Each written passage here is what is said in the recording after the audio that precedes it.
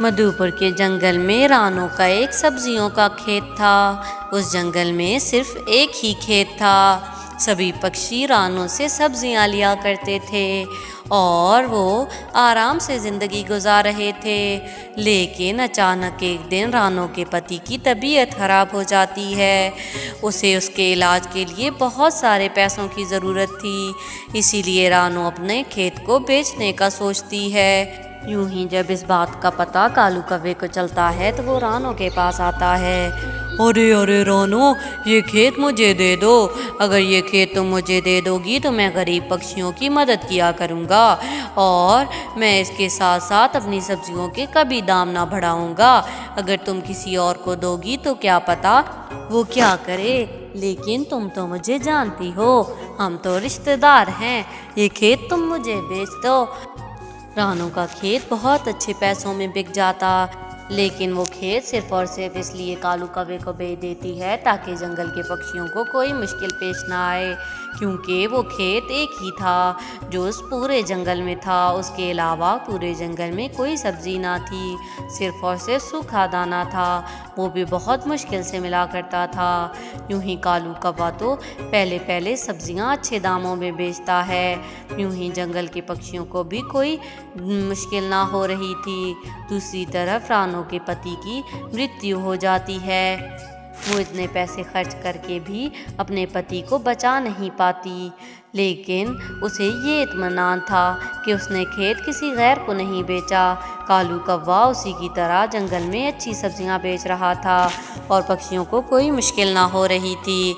लेकिन समय गुजरता जाता है। अब तो कालू और गौरी के दिल में भी लालच आ गया था। अरे अरे कालू जी, इस पूरे जंगल में और कहीं कोई सब्जी नहीं मिलती। आप इन सब्जियों के रेट थोड़े बढ़ा दीजिए। देखिएगा सभी पक्षी उस रेट पर भी खरीद लेंगे, क्योंकि वो मजबूर हैं। यूं ही कालू और गौरी तो सब्जियां महंगी कर देते हैं। जब इस बात का पता रानू को चलता है तो रानू उनके पास जाती है। अरे अरे कालू भैया, आपने सब्जियां महंगी कर दी हैं। अरे अरे रानू, तुम्हें क्या पता, अब तो खाद भी महंगी हो गई है और ये बीज जो मैंने लाए हैं ये भी महंगे हो गए हैं। अब जितनी महंगी चीज़ें आएंगी सब्जियों के भी रेट बढ़ेंगे। यूं ही रानू तो चुप कर जाती है। जंगल की पक्षी बड़ी मुश्किल से वो सब्जियां खरीदते, लेकिन उनकी मजबूरी थी। यूं ही रानू चुप करके घर आ जाती है। रानू का बेटा तो जिद कर रहा था कि उसे गोभी की सब्जी खानी है। अरे रे मेरे प्यारे बेटे, मैं लेने गई थी लेकिन गोभी बहुत महंगी थी, इसीलिए मैं वापस लौट आई हूँ। तुम चिंता मत करो, कुछ दिनों तक गोभी सस्ती हो जाएगी, फिर मैं अपने बेटे को गोभी लाकर बना दूँगी। यूं ही जंगल में भी पक्षी सब्जियां बहुत मुश्किल से खरीद रहे थे। कुछ गरीब पक्षी तो सब्जी की बजाय सूखा दाना ले आया करते थे। अरे माँ, मुझे सूखा दाना नहीं खाना। आज कितने दिन हो गए हैं हमने सब्जी नहीं खाई। अरे मेरी प्यारी बेटी, मैं क्या करूँ, सब्जियां महंगी हो गई हैं। यूं ही पक्षी फिर भी मेहनत करते और दिन रात काम करके सब्जियां खरीद लिया करते थे। अरे मेरी प्यारी बेटी, खा लो, आज मैं तुम्हारे लिए सब्जी ले आई हूँ। 2 दिन के पैसे जोड़ रही थी, आज बने तो यही सब्जी ला सकी हूँ। यूं ही उनके बच्चे सब्जी शौक से खाया करते थे। यूं ही कुछ समय गुजर जाता है। अरे कालू जी, आपने देखा ना कि हमारे सब्जियां महंगी करने पर भी पक्षियों ने सब्जियां खरीदी हैं। हम क्यों ना इनके दाम थोड़े से और बढ़ा दें, यूं हमारा फ़ायदा हो जाएगा। हम 1 साल में 2 साल जैसे पैसे कमा सकेंगे। हाँ, तुम ठीक कहती हो, लेकिन उस रानू को हम क्या कहेंगे? अरे रानू का क्या काम है, हमने ये खेत उससे पैसों में खरीदा था, कोई मुफ्त में नहीं।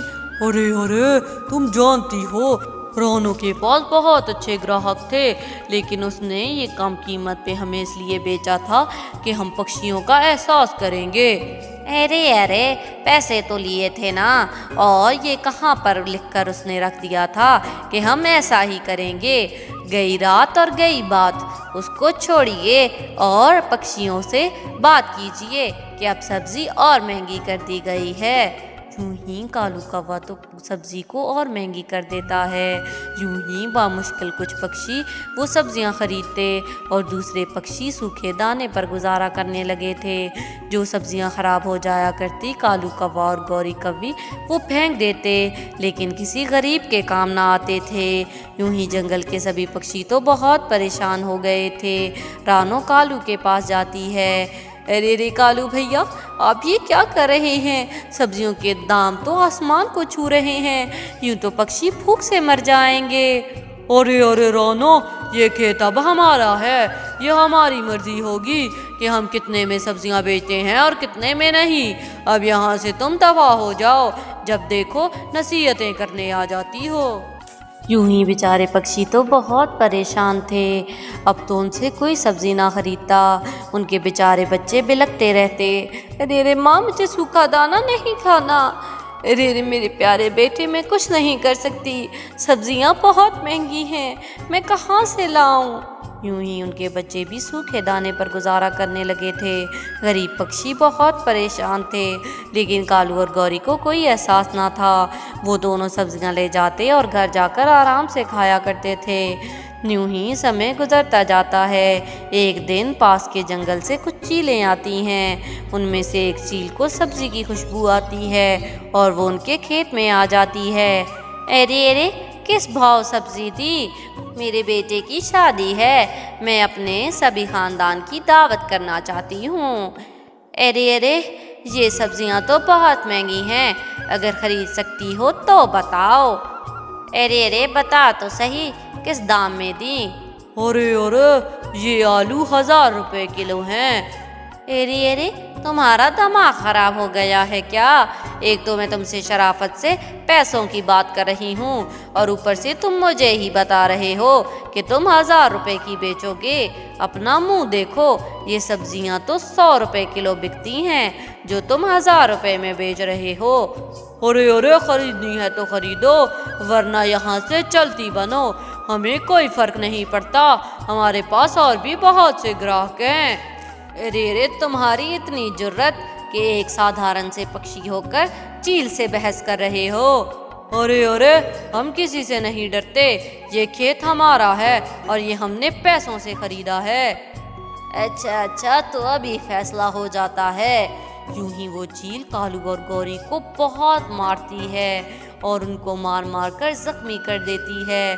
दूसरी तरफ जंगल से कोई भी पक्षी उन्हें बचाने नहीं आता। अरे अरे, बचाओ हमें, कोई तो बचाओ। यूं ही वो लोग चीखते चिल्लाते रहते हैं, लेकिन जंगल में कोई भी उनकी मदद को नहीं आता, क्योंकि उन्होंने सबके साथ बहुत बुरा व्यवहार कर रखा था। यूं ही वो सारा खेत भी बर्बाद करके चली जाती है। अरे अरे गौरी, अगर तुमने लालच न किया होता तो आज हमारे पक्षी एक आवाज़ पर हमारी जान बचाने आ जाते, लेकिन देखो तो हमें बचाने कोई नहीं आया। अगर हम ऐसे ही पड़े रहे तो हम तो मर जाएंगे। यूं ही कोई भी पक्षी उनको बचाने नहीं जाता, यूं ही उनकी मौत हो जाती है। जब जंगल के पक्षी सुबह वहां आते हैं तो देखते हैं कि उन दोनों की लाशें पड़ी हैं। यूं ही वो खेत दोबारा से रानो के पास आ जाता है। रानो वहां पर फिर से सब्जियां उगाती है और सभी गरीब पक्षियों को मुफ्त सब्जियां देती है। यूं ही जंगल के पक्षी फिर से खुश हो गए थे, सारे मसले हल हो गए थे और कालू और गौरी को उनके लालच की सज़ा मिल चुकी थी। तो प्यारे व्यूवर्स, अगर आपको मेरी ये कहानी पसंद आई हो तो प्लीज़ मेरे चैनल को सब्सक्राइब कर दें और इस वीडियो को लाइक करना ना भूलिएगा।